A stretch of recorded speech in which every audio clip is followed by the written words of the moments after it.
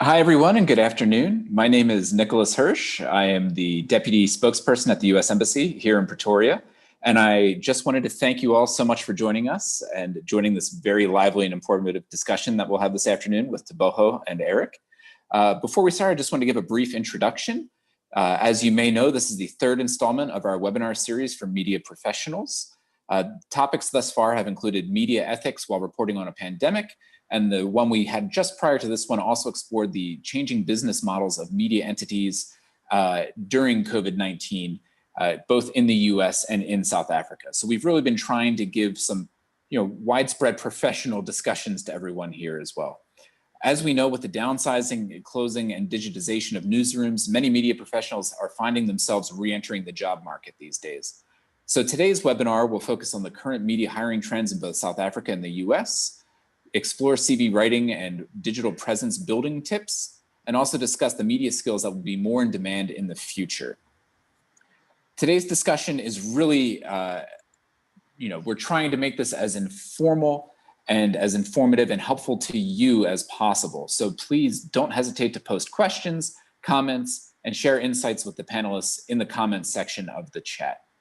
And with that, I want to thank you again. I'm looking forward to hearing what both Tebogo and Eric have to say and share with us this afternoon, and I'm sure you guys will learn a lot. So thanks for joining us and enjoy. Hi, Nick, and thank you so much for the introduction. First, I'd like to welcome everyone who's joining us on YouTube. I'm very excited this afternoon to speak to the wonderful Eric Wee, who has helped thousands of people find jobs. Hi, Eric, how are you doing? Good, Tebogo. Good to see you. Yeah, it's good to see you. And thank you so much for waking up early for this. No problem. Yeah. I think to start the conversation, I'll just give you a brief overview of what's happening in South Africa in terms of hiring trends. And then you can also tell me if it's similar to what's happening in the US. Sure. Sure. So when the COVID-19 pandemic hit the country, when the country went into lockdown in March, this spelled the end mostly for magazines and community media outlets. So this led to a closure of a lot of magazines and community newspapers, community radio stations. Research by the South African Editors Forum on the impact of COVID-19 on newsrooms found that about 400 people lost their jobs when the magazines shut down.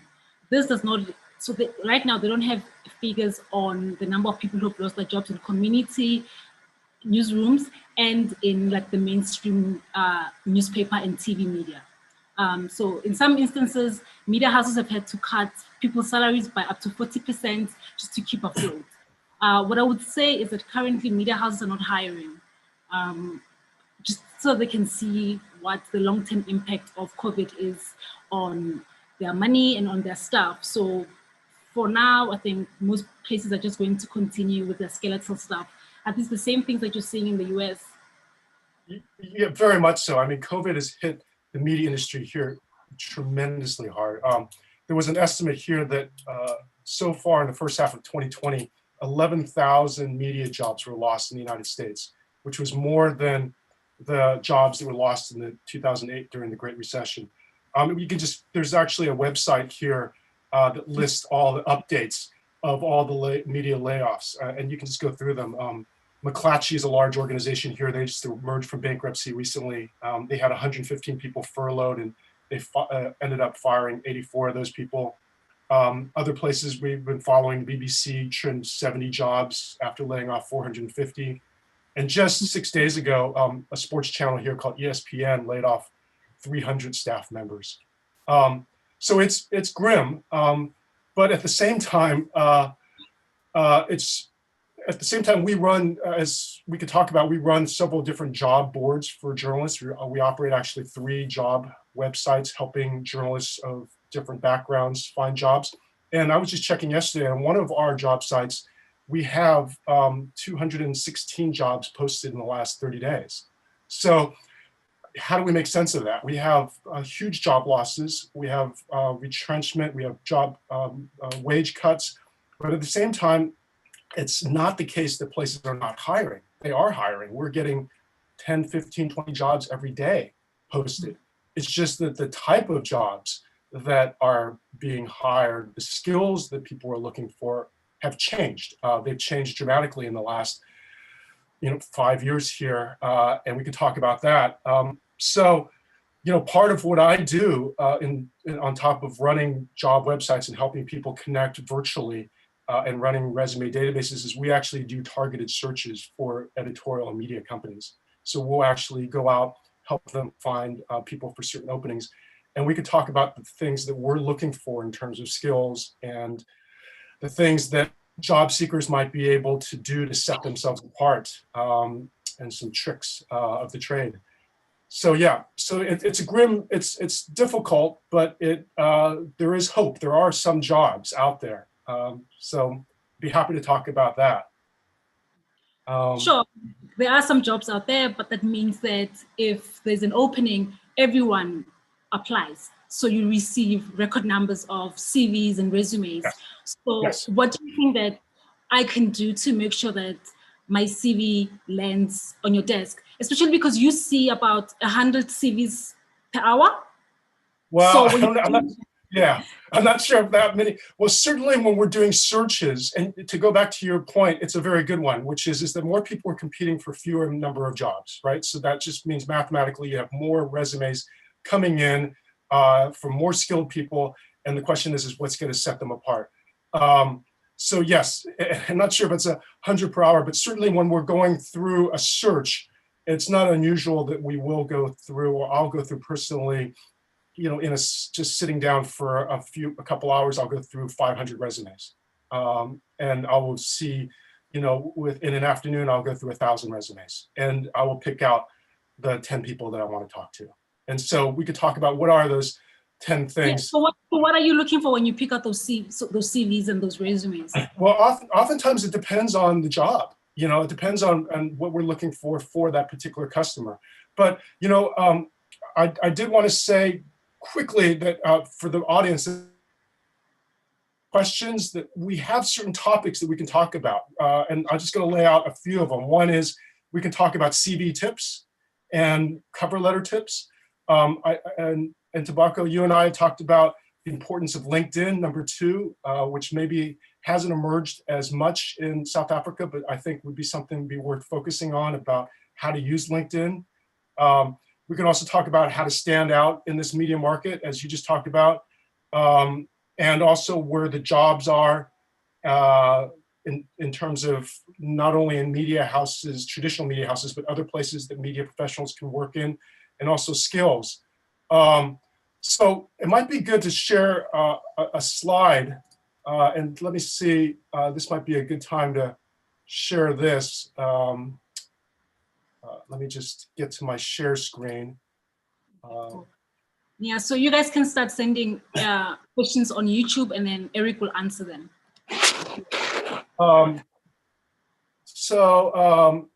I mean, one of the things I think that would just be good to talk to Tebogo is just this question about skills, and what we're seeing in the market here in terms of skills that are sought after. Number one, I would just talk about video. And I just say that because, we talk about how there's job cuts. At the same time, for instance, I was at the New York Times offices a couple of years ago, and I was talking to one of their top editors and hiring person. And during this downturn of hiring, at the same time, he told me, he says, we just can't hire enough videographers. If you have good video background and you know how to cut and edit and produce video, you have your choice of jobs in some places. They're competing for you. So that's the kind of interesting thing. There's layoffs, but at the same time, for a lot of the people that we're searching for and that we're targeting and we're talking to, they have competing offers. And we can go into more detail about what kind of video and how that works. But in the old days, I used to be a reporter just backing up at the Washington Post, and it used to be that I go out, like you can understand, I'd report, have a deadline at 5 o'clock, I'd file, it would be edited, it'd be done. That's changed dramatically. I mean, they're looking for multimedia journalists, MMJs, people that can. I was just looking at one of the jobs recently that can go out, report, and then cut, edit, promote on social media those jobs. And so you have all those production skills, and then also that takes their own photography. It used to be that I had a photographer with me and I didn't have to worry about that. You've now not got to be able to have that photography skill. So in addition to video, it's also photography. The second one quickly that we could talk about in more detail is audio. Audio is really taking off here with podcasts, and audio skills is something that's become more and more in demand and expected among reporters. So when you go out and report, you're not only reporting and shooting video and writing, but you're supposed to get sound, and you need to be able to figure out how to cut sound into your pieces that you're producing. And when we talk about skills, we should maybe talk about thinking about starting your own podcast. I think Tebogo, you and I talked about that. I think you mentioned that you were perhaps thinking about doing that. Is that right? Yeah. So, the great thing about right now is that it's a challenging time, but at the same time, it's a time of opportunity. Certainly, the tools are now out there in a way that wasn't there, I'd say 10 years ago, in terms of being able to produce your own podcasts and distributing that widely. And so for instance, we have been doing a search recently for a large radio organization. And, we had talked to people who had started their own podcasts. That was something that was very attractive to us. It showed initiative, it showed drive, but also showed that they had the audio skills. They're producing their own audio podcasts. The other thing that, and we can take questions and I can be quiet for a little bit, is digital strategy. And this is a time, I think, if you're a traditional journalist, if you've been not want to say just, but you've just been focusing on your reporting, start thinking now about making yourself indispensable within your own media outlet, so that in the future, you're not one of the people that is cut loose. And we find that more and more the people that are really prized are those who have digital strategy and content producing skills. So they're constantly updating their skills, and they're people that are thinking about, well, how can this story be shared on different social platforms? What's the best way to tailor this for different platforms? And so if you can think about coming up with those digital strategy skills, it can really help set you up. Again, when we've done searches, that's something that's been very attractive. If we see that in their resume, that they've had that type of skills, because increasingly that's the reality. In all of the places that are existing, increasingly they're going to need to diversify their revenue sources. They're going to need to think about how we can make this story more appealing to digital audiences. And so if they have someone that's in-house that's been thinking about that, it makes them a more attractive candidate. So, I mean, if I've been just a traditional journalist, all I've been doing is just writing stories and not doing any of the skills that you were talking about, what's a cheap way for me to upskill myself instead of going back to school for another 3 years? Right. Well, so we're talking about online skill building, right? And inexpensive ways of doing that. Yes. So, one of the things that we did put together here is a training resource list, which I think that others on this call said that they will distribute. And the good thing is about COVID is that it's pushed more and more organizations online with their resources. And so now more than ever, you're able to find training courses online to help get you some of those skills. So for instance, I would, if you don't have any of those skills we talked about, I would go online and look for I wouldn't say quick, but places that are offering free webinars, and there are some, or inexpensive webinars. So for instance, out of this list, I think in the Facebook has something called a Facebook journalism project. They're helping journalists use Facebook in a more effective way to promote their stories. But I was looking on it yesterday, and when we screen share later, I can maybe pop this up on this page, but I don't want to leave this page right now. But they actually had a quick webinar. I think it was a webinar on how to use your phone to shoot, for journalists to shoot video. And so, places like that, I would look for, that's a free source. There's another organization here in the United States. It's called the Poynter Institute, and that's spelled Poynter. I'm not sure how well known it's there. Tebogo, have you heard of that before? Yeah. A lot of people get. Yeah, it's a nonprofit. It's actually where I got my start. They trained us. I didn't have journalism background when I came out of university, and they trained me. So I have a real soft spot for them, and I think they do great work. It's a nonprofit. But what's interesting about them is they have a series of webinars, and they have a series of webinars that you can go in and they train you on different subjects. And one of them, I think, is about, I was looking on it just yesterday, about video. And again, we can screen share that later, and audio and how to work that into your stories. Another one they have is from a veteran TV producer, cameraman, about how to effectively use video. And what was interesting about the Poynter Institute is they've been doing that. They've been offering their webinars, many of them for free. So the one about audio and video is for free. I think the other one was for $35, but increasingly they're adding new webinars for free. So there's a number of different places like that. At the same time, I would go through this list because it's not only about getting these new skills, which are important, but also to be seen as that person in the newsroom that's constantly updating their traditional news skills, how to become a better investigative reporter. If you're the person that is always coming up with cutting edge techniques for investigative reporting, it's unlikely that you're going to be the first person to be cut loose. So for instance, there's a place here called the IRE, IRE.org, Investigative Reporters and Editors. And what's interesting there is they have a whole list of their workshops through the years, and you can listen to the audio of those workshops. So if you join as a member, it's $70 a year. If you're a student, it's $25 a year. You can then go in and listen to all their workshops in the past about how to be a good investigative reporter. Another place on this list that we put on there is a place called the Craig Newmark Graduate School of Journalism. That's basically CUNY, which is the College University of New York City. And Craig Newmark is the founder of Craigslist.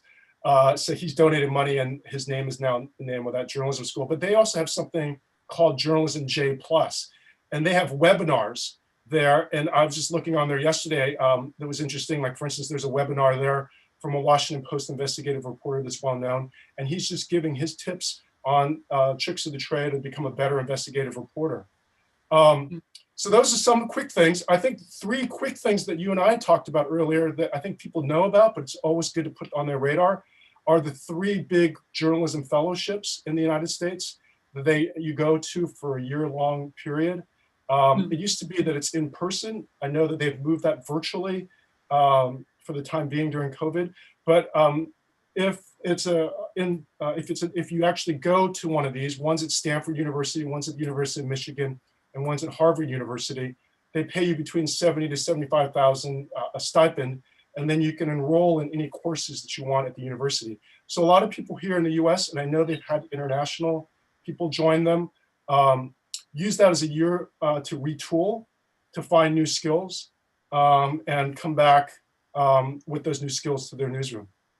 Okay. Eric, I think we must just take questions from YouTube now. We have 3 questions that are a bit related. So the first question is, how do you condense a 10-year-long career into a 2-page CV? And yeah, and another one that's connected to that is, what should I include in my CV, and what are the things that you are looking for as someone who works in recruitment? But also going with CVs is cover letters. What is important to put in a cover letter and what's not? Great questions, and I'm really glad that those 3 people asked that. We have a slide about that, and let's go to that, Tebogo, yes. About CV recommendations. I hope everyone can see this page. Yes. So the first question was about how to condense, right? Someone has had all this experience, and we're saying keep it to 2-page maximum. And this person, he or she may not like it, but I would say if you can keep it down to 1 page, it would be even more ideal. but 2 would be the maximum. And it's interesting, just recently we did a search, a highly qualified person applied. He'd been at the Wall Street Journal, Time Magazine, around the world, and his resume was 6 pages. And I told him, I said, look, you've got to get this down. No one's going to read 6 pages. To give you an idea, when we're going through this, you may have a minute, 2 minutes of someone reading your resume and going through it, and they're looking at the highlights. They're not going to have the time to go through 6 pages. They may just stop reading it altogether. So how do you do this? It's a really good question, and it takes some thought. One of the things to do is just a technical thing. Let's get it down to font. This person had huge font, 16-point font. Let's get it down to 12 and 14 point font so it's readable, but not so small, big that it overtakes everything. Be creative. You can break it out into sidebars with some of your key skills that you want to have maybe on one side, and have your main resume in the main body. And I would just say pick out the things that are the most strategic that you want to get across. So for instance, let's just say you have 10 years of experience. Some of that experience may not have been in media. You should have a different resume for different jobs. So if you should have your media resume, perhaps even if you're going into television, you might have your TV resume, or if you want to go into radio, you have your radio resume. You highlight the things at the top that are most pertinent to that job or that field that you're going into. So if you were a journalist and then you were in the hospitality industry, I would leave that hospitality industry out and focus on the media part. And so that saves space. So you want to get it down to the things that are the most impressive things about you. I would actually go on the other end and say that some people don't put enough things in there. So I have on the other end some people that have 10 years. I have some people who are just coming out of school, university, and they have a 5-page resume. There's no reason for that. They don't have to list every single one of their pieces that they've written. Do not do that. Hit the highlights. At the same time, I have people that are 10-year veterans and they have a resume that is tiny. It's just half a page. And they just say, I was a news editor. I was an education reporter. So with these people, what I've learned, and I'm wondering if this is the same in South Africa, we've learned here in the United States that journalists do not brag enough about themselves. It's just something about the culture. They feel that their work should stand up for themselves. But in this case, it's not the case. You have to brag. You have to think about what sets you apart. And so I've talked to reporters. I said, if I sit down with you long enough, I think you and I can find what is it that really sets you apart. And in that, think about using active verbs. Think about how you led, you produced, you managed, you launched. You launched Time Magazine's bureau in Detroit. You led a 30-person team. You conceived, produced, and executed an investigative series. These are the things that I'm looking for. I'm looking for this person had taken initiative that stood them up, made them stand apart. One of the things that we talked about in cover letters, you and I think cover letters is a mistake that people make oftentimes. They think the cover letter should be a recitation of their resume, that it's just telling them what's in their resume. And your resume, your cover letter isn't that. Your cover letter is an argument. It's basically your chance to make your best case argument for that position. It's not outlining what you've done in the last 15 years. Now, what you've done in the last 15 years can be part of your argument, but if you're going for a job that is digital editor for a major publication, then you need to make an argument about all your digital skills. What are the things that you've done and what sets you apart in terms of digital? And you need to tailor that cover letter to that specific job. So as a result, you may need to have different cover letters for each one of these jobs if you potentially can, if you have the time. what was the other question, Tebogo? Did we cover everything? One was I think you covered all of them. Yes. Yeah, I think you covered because they were related just to CVs. Right. Yeah, and I mean, going to your point about bragging, this is a concept that has not taken up in South Africa yet, where journalists have their own personal websites. Right. Are you able to just show us a few examples of how you can build a nice website that can be attractive to employers? Yeah, very much so. And before I go, I just would like to point out that there's a good website called Canva, CANVA.com. It's really great for designing resumes. It's got a lot of templates. Their basic ones are free. They look good really quick. But yeah, let's see how you can, I have a slide here about how to stand out in today's media landscape. And I think that's what we're talking about. We're talking about creating your own personal brand, Tebogo, right? And that's something that maybe not as taken off as much in South Africa. I think that's something that is vital and key. And if there's one takeaway I think today that I would encourage people to leave with, is to start thinking of yourself as a personal brand. That you work for a certain organization, or perhaps you're a freelancer, but you want to start thinking about yourself as Tebogo Inc. or Eric Wee Inc. in a way. You are your own company and personal brand, and you need to develop that brand.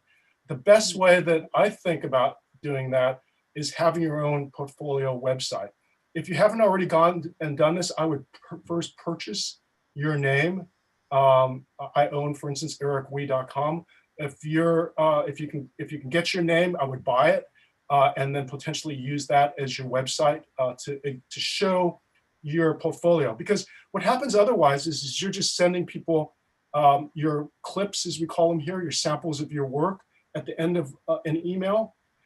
The reality is that you may open one of them, you may look at that link may open, it may not, but it's not terribly effective. But here's some examples, and let me see if I can share this with you, if I can get on to, I'm sorry, I'm going to share this first of all. Can you see this, Tebogo?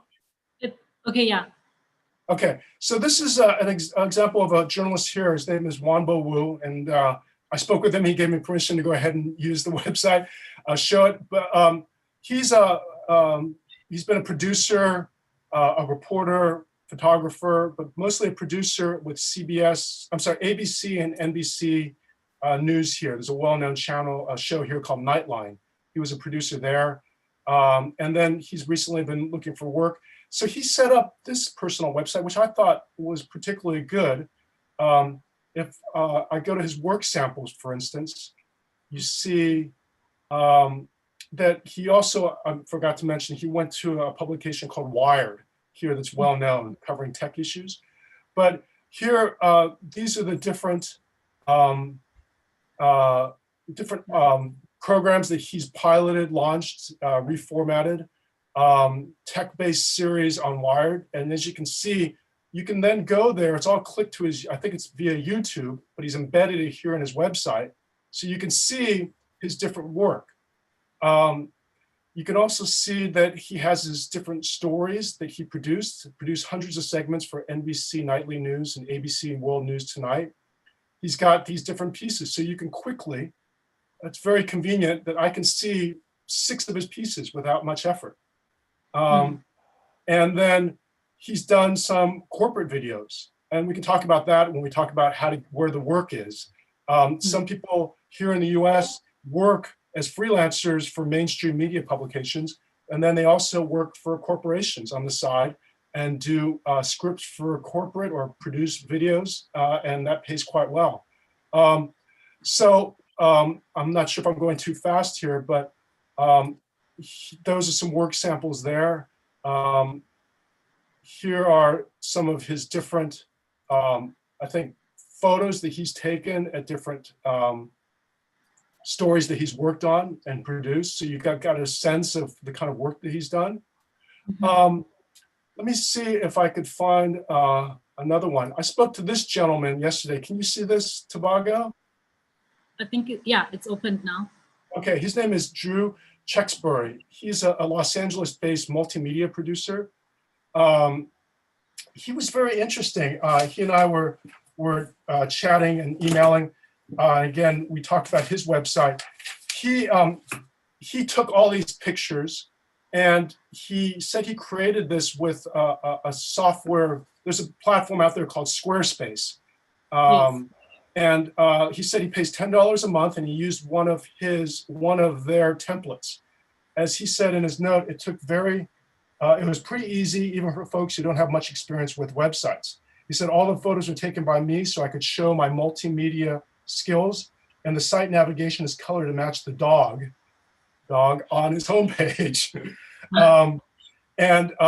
So there's an area about who he is, his writing, his photography, his video, his audio, and his editing. So I'm just gonna go, for instance, into photography and see what that shows me. But you can kind of see his different photos from different stories that he's worked on.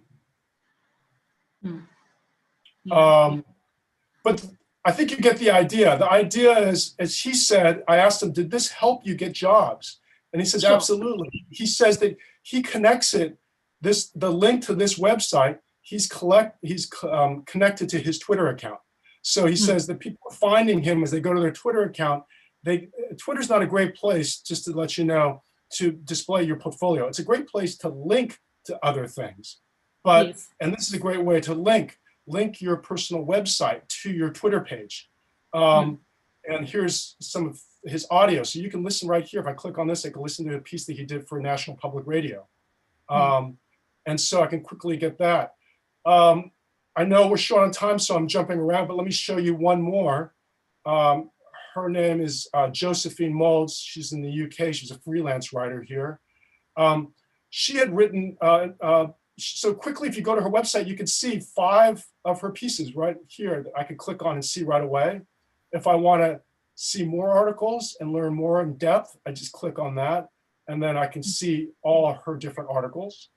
And then if you want to see some of her corporate writing, you can see that she's done corporate writing. She's talked about that. And then she talked about her novel. And that's kind of an interesting thing. A lot of journalists are multi-talented. They do, they're journalists, they do radio, they do audio, and some of them have gone into writing books. So for instance, Josephine Moulds, this is a great place for her to talk about her crime novel that she set in Cuba. I'm going to click on one other one. This is by a person that I know well as a friend. Her name's Katherine Reynolds. So she was a freelance writer. She still is.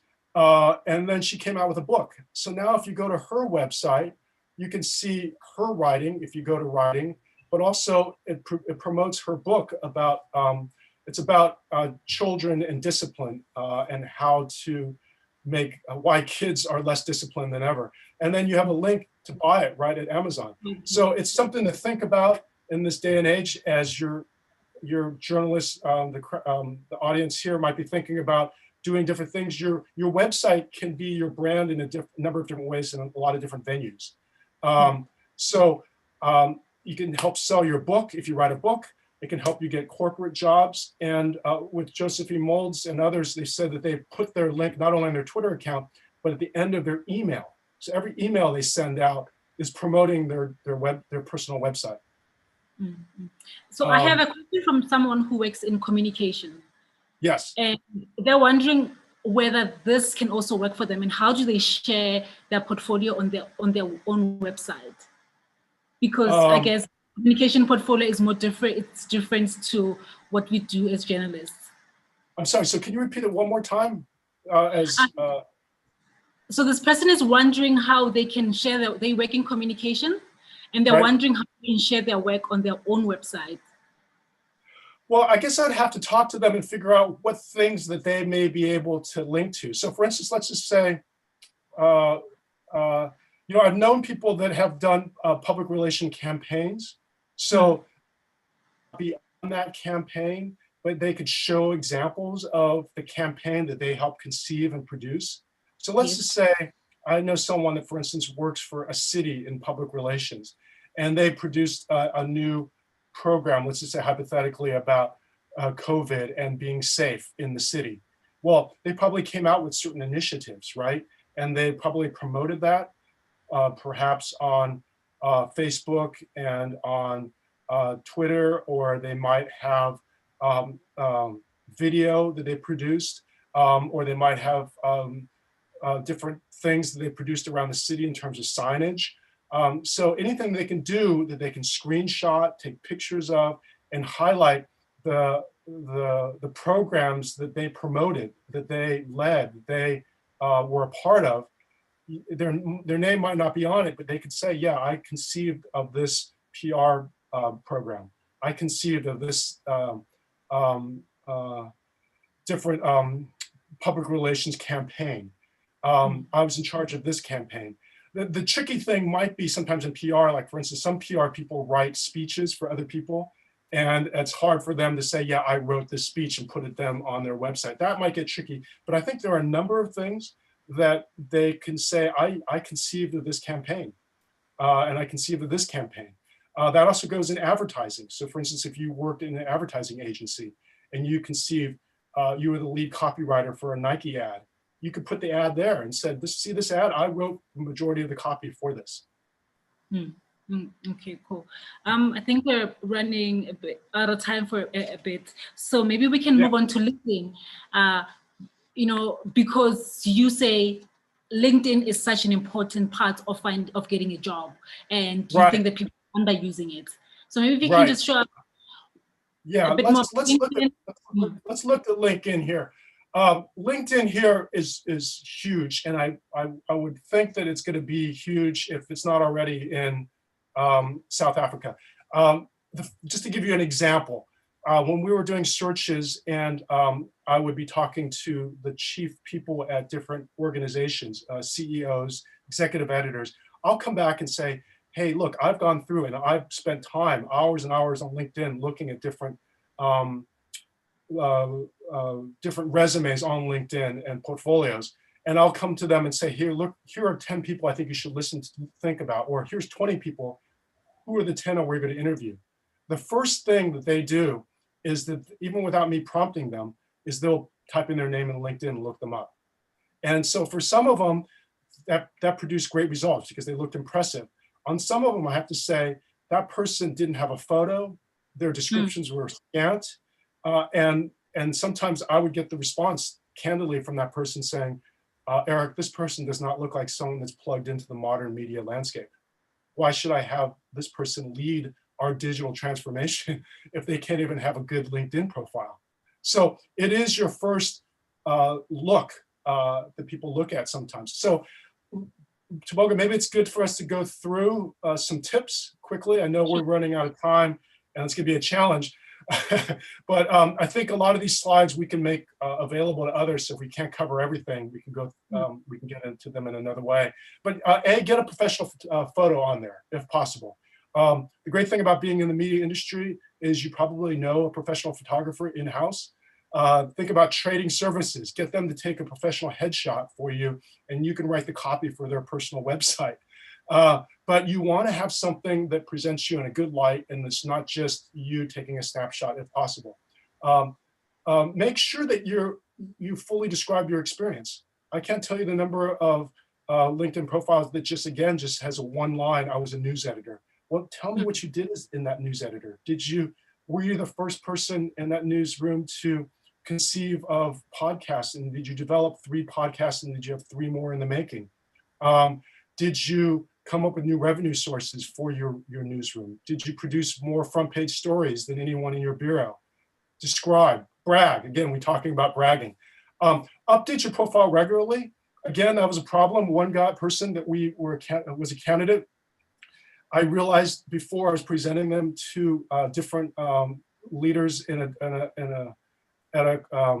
a station that his LinkedIn resume wasn't updated. It showed his experience from 3 years ago, and it didn't show where he was currently a reporter and had impressive skills covering political reporting. And we wanted to get that across. So update it. Don't just leave it. A lot of times people think on the web, I'm just going to post it and leave it. You've got to, it's something you got to work at, constantly work at. You know, LinkedIn had some interesting tips, and some of these things, interestingly enough, came out on the 1st of November, and some of them talked about some of the things that they're offering. So as of June, we'll jump down here, you can put something on there that said open to work. And so it's a little green bar around your name saying the open to work. And that's really great, because suddenly as me, as a recruiter and others, you can see that and you think, oh, that person is open for me to reach out to them. They estimate that people that put that on there, this is LinkedIn. LinkedIn, according to this article, said that people who put that on that badge on there are 40% more likely to hear from a recruiter and 20% more likely to get a message from another member about a job. So that's something to think about. You know, the other thing is they have 2 tools on there. One is an AI practice interview tool. You can go on there apparently, and you can practice your interviews and get feedback from an artificial intelligence, and it'll tell you, for instance, how fast you're speaking. If you're going too fast, too slow, perhaps I'm going too fast right now, but I feel the pressure of time here a little bit. And it will tell you how many uhs and ums and things like that, so you can practice that. It'll tell you if you're using certain phrases that you may not want to use. So that's something to think about. Another tool they have there is a Career Explorer tool, which will look at your skills and will come up with different ideas of different areas that you can go into, other job opportunities, that is. The other thing I talk about LinkedIn is they say that if you apply early, this is their statistic. They said that if you apply within the first 10 minutes to a job on LinkedIn, you're 4 times more likely to get an interview. Now I'm gonna temper that, because you don't want to apply so early that you don't think through your application. We just talked about how you want to have a cover letter that's tailored to that job. So I would say put together a good cover letter. I don't think it has to be in the first 10 minutes, but the point is you want to do it within early on. And that's something to think about. When you apply, it matters. Sometimes we've done searches where people have come in and they thought, well, the deadline is not till October 31st, so I'll apply October 29th. Well, the reality is during that time, those couple months, we're doing interviews, we're screening people, and that person comes in at the end. If they had applied at the beginning, we probably would have interviewed them. But at the end, we've already seen a number of people. We already have perhaps our candidates. The threshold becomes much higher on whether, do we really need to talk to this person? Are they better than all these other people? So I would say don't wait. You know, the other thing about LinkedIn, I would say, is make new connections. Be active on that site. So you can reach out to people. And this is something we could talk about on another slide here. You don't want to come across as transactional. Like, so for instance, if you want to work at a certain publication in South Africa, I would start looking at people that work there. And there's a way that you can connect on LinkedIn with that person, and you can write them a note. I suggest always writing them a note and just saying, hey, I see that we know a lot of the same people on LinkedIn. I just thought that it would be good for us to connect and start an organic conversation. Then perhaps later say, hey, are you open to post-COVID having a cup of coffee and talking? Getting to know 3 or 4 people in that organization. So when jobs come up in that organization, they may be able to be people that recommend you. You're someone that they've known you for a couple of years or a year or 6 months. So be active, make connections, update your skills. There's skills on LinkedIn that you can choose. Again, they give certain things saying if you have 5, LinkedIn says if you have 5 skills or more, you're 27 times more likely to be discovered by recruiters. I'm not sure if that's completely accurate in that number, but it is the case that it's helpful to have those skills highlighted. And also, I'm not sure if you're aware on LinkedIn, you can get people to give testimonials. You can ask people to write about you. And I think that's actually tremendously helpful.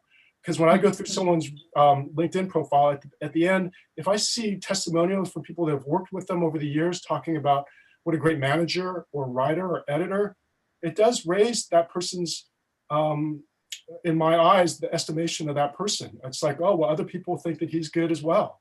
And here they are. So those are things, again, I'd recommend that article in the New York Times. You can probably pull up by Charlotte Coles on November 1st. And it's certainly a tool that we use and that I recommend that you use. You can then link your personal portfolio website and put the link in LinkedIn. So it links back to your site and they can see all your work. Yeah, and we have another question regarding the personal websites here from someone who's asking if they're starting their career, should they invest in their own domain name first, or is it okay if they use a free Wix site? I'm sorry, can you repeat the last part you said? To buy their own domain or just using the free websites that are available?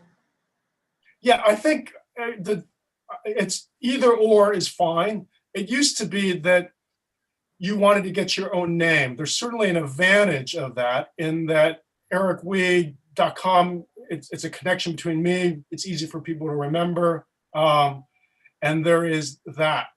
Having said that, it's not a deal killer if you don't have that and you go to these free websites. I think it's a question of what you can afford and what's practical for you. And I would look into some of these other sites where they may have templates like Squarespace and see if you can use their template, but use it on your own website, domain that is. I'm not sure if that's possible. I think that maybe.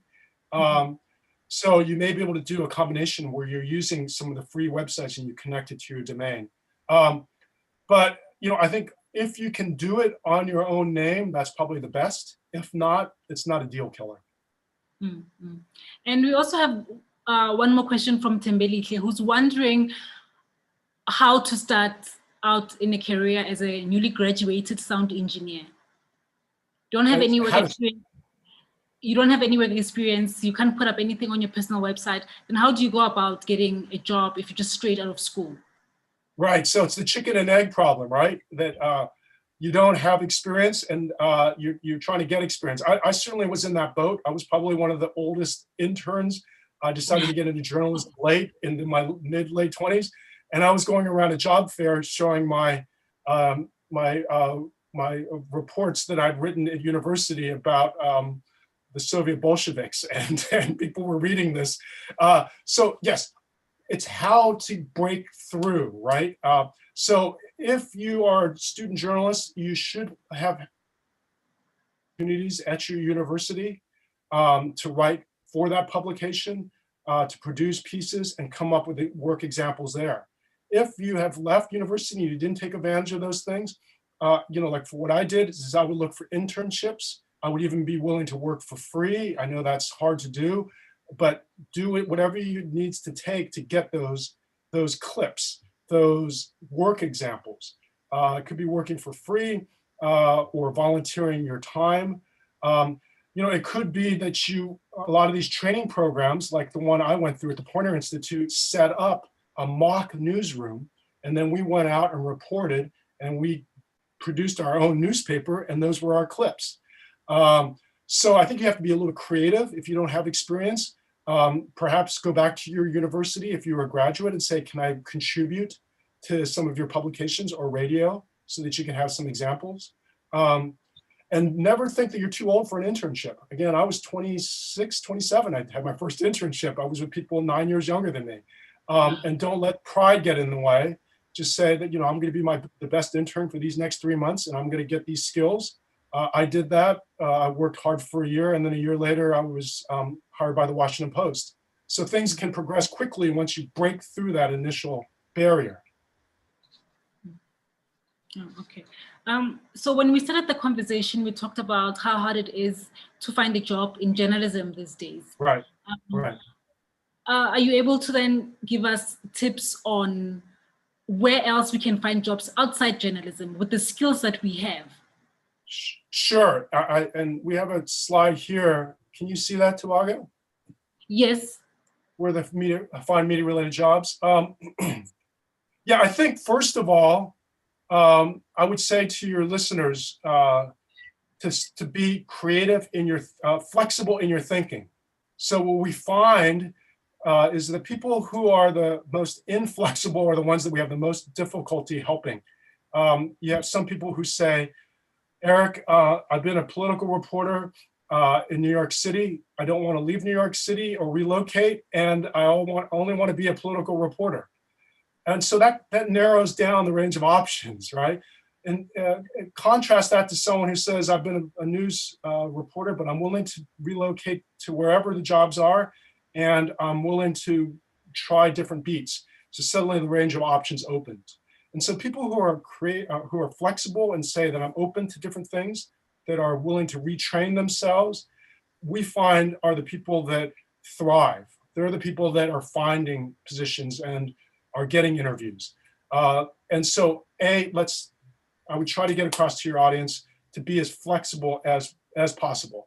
I would say, look at other venues. So for instance, we have people in legacy print, as we call it print, it's not really print anymore, but legacy publications. And they only think about going to other legacy publications. And so, for instance, I've talked to them about thinking about going into radio. Audio is increasing. Here, it's a little bit of a different system, and maybe you have the equivalent there, but we have public broadcasting stations around the country. Those places are hiring. And so those places are saying, look, if they have a good journalism background, we can teach them the audio skills. All the better if they've learned it on their own. There are other online publications that are popping up. So, Bloomberg, here's a financial one. They're hiring, have hired in the past. There are a number of niche job website, niche journalism websites that are hiring out here. And so think about moving online. You don't need necessarily to always be at a legacy large publication. You might want to go work for a small startup publication that's online only. Tebogo, you and I talked about educational institutions are a really good source. I've known a number of people that have done that in the United States here. Each one of these educational institutions puts out their own magazines and publications to keep in touch with their alumni. So these people do part public relations for that organization, and they're also writing and producing traditional magazine stories. So I've known a number of people who've gone into educational institutions. Tech, interestingly enough, out here, I've talked to a number of people, companies, for instance, Facebook. I went to their offices and talked to them. They've hired a number of journalists. I've noticed, I was talking to a person just recently who I know that works there, that was a journalist, and they're hiring. And so a lot of tech places have hired. Pinterest, I was thinking, Twitter, and a number of other places. Google, they're looking for people with those journalism type skills. And I think other tech organizations, perhaps in Africa, might be looking for that. There's a thing here called custom content. Custom content, interestingly enough, we did a search for an organization that does that. They have a whole newsroom with a news director and other people. And all they do is they curate, and they do the tweets, the Facebook posts, and all the social media posts for prominent organizations and high profile people. And so you think a certain person is doing that tweet or a certain organization is doing that. Instead, it's a news director with a team of producers and people putting out their tweets and putting out the photos. And they're thinking about which direction they want to move the narrative. So that's an area that has been growing. Sponsored content, that's really an interesting area for someone who's a freelancer. So if you're a freelancer, you may want to freelance and write traditional articles for magazines. I know you're saying magazines are dying there, or traditional publications.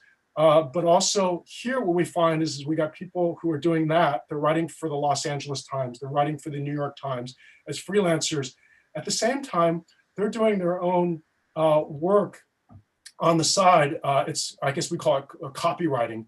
They're producing work for corporations, or they're doing sponsored content. They may work for JP Morgan, I'm just throwing out that name, or another financial institution, and that institution may want an interview with their CEO and have that interview or a piece about the CEO placed in a different publication, which they pay for, and it's usually labeled as sponsored content. So people here toggle between writing for sponsored content or copywriting, which pays well, corporate videos pay well, writing scripts for corporate reports pays well, brochures, and at the same time, they're freelance writers writing for large mainstream publications.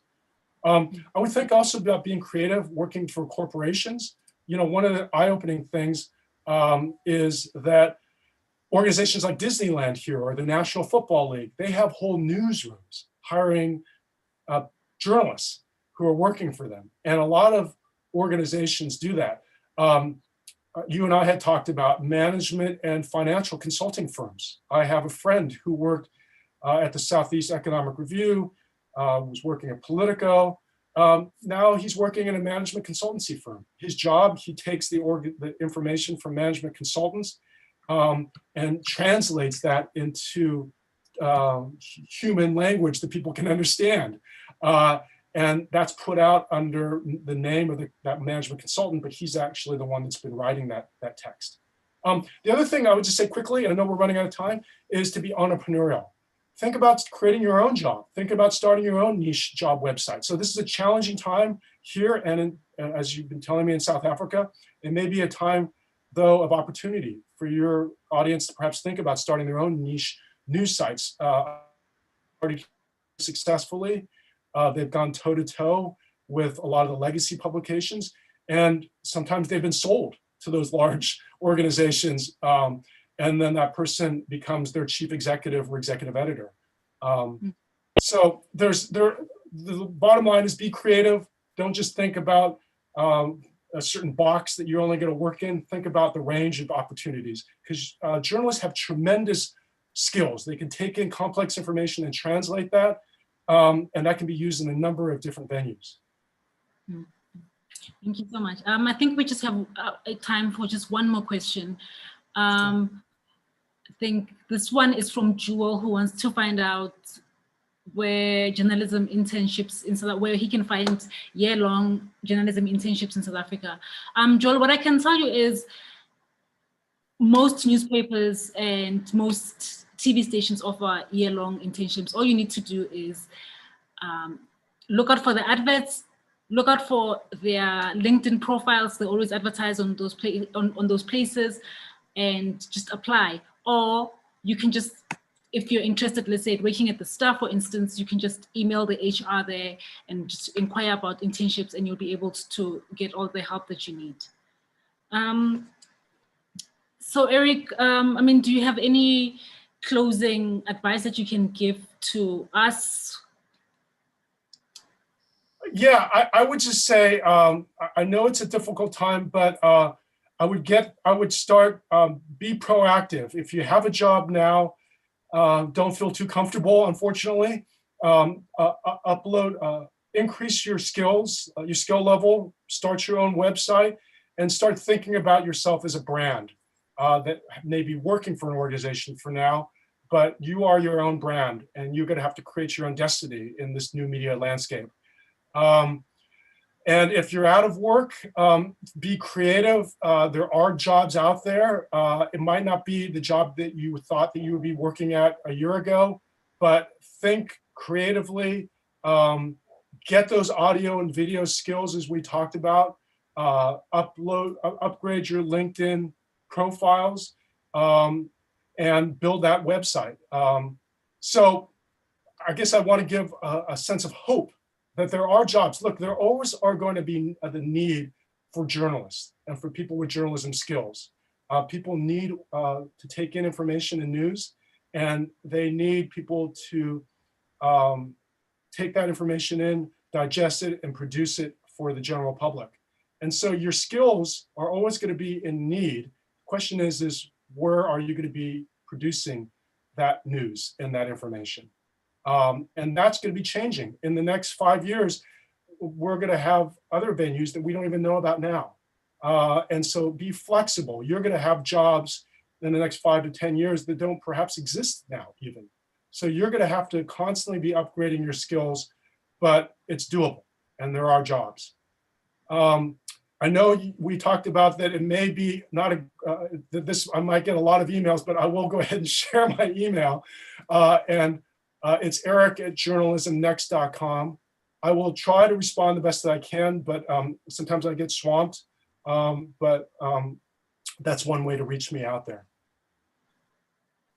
Thank you so much, Eric, for being so generous. We've run out of time, but what I've learned from talking to Eric is that even though the job market is very hard, there are still opportunities out there. The most important thing that we must do is brag about ourselves, get proper LinkedIn profiles, get new skills, and we'll be able to get jobs. Even if it's not in the journalism that we want, we can also move into communication as well. I think there's still so many questions that are not answered, but maybe if you email Eric, he might be able to help you in that regard. And thank you so much to everyone who's tuned in to the US Embassy's third installment on webinars focused on the media. Links for this webinar and other webinars will be available on the YouTube channel. Thank you very much, everyone. Tebogo, thank you very much for having me. Thank you.